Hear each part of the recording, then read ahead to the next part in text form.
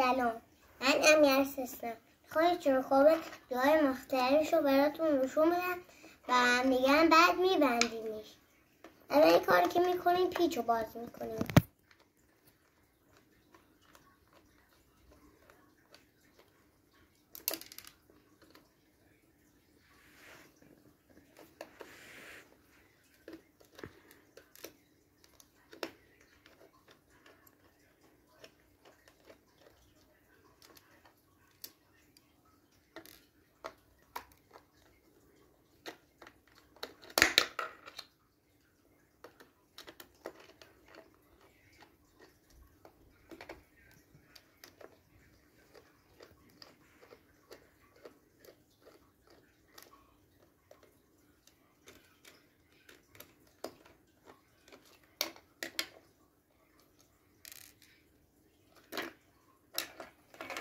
اینجا شارژشه.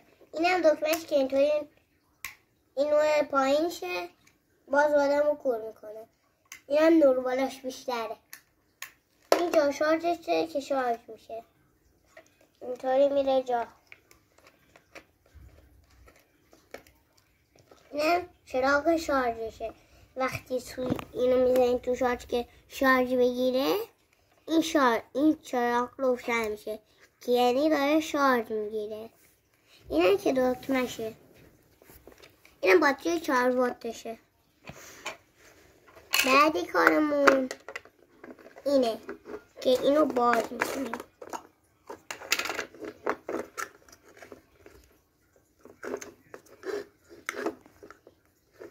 میبینید؟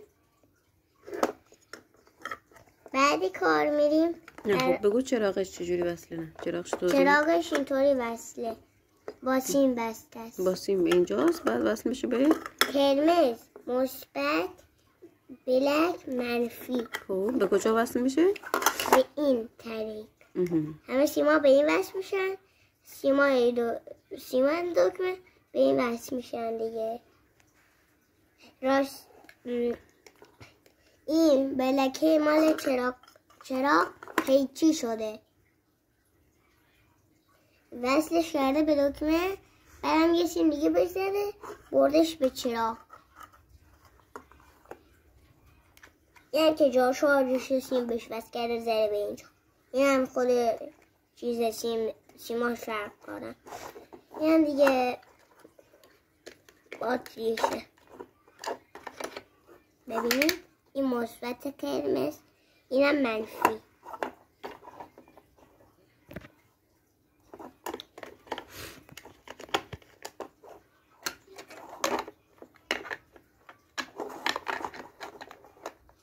اینطوری بسته نمیشه چون اینا جای اون طرفی هم. نگاه کنید ولی اینو بررس کنید میشه بسته میشه سرش.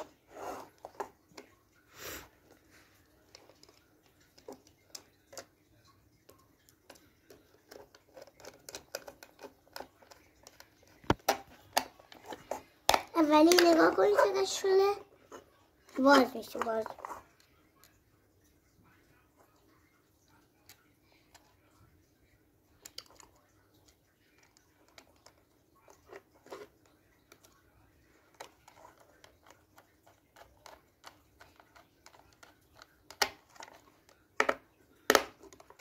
دو طرف شله. نگاه کنید.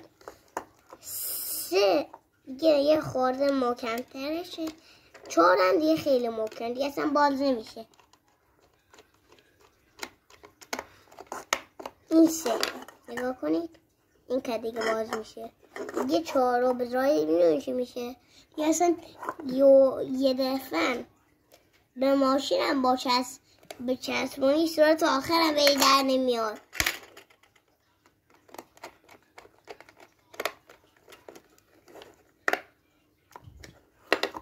دیگه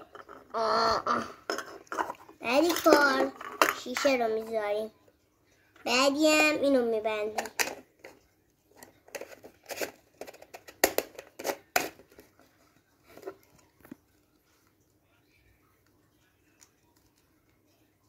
نور پایین نور بالا. خدافظ. من دوستتون کنم. منو لایک کنید.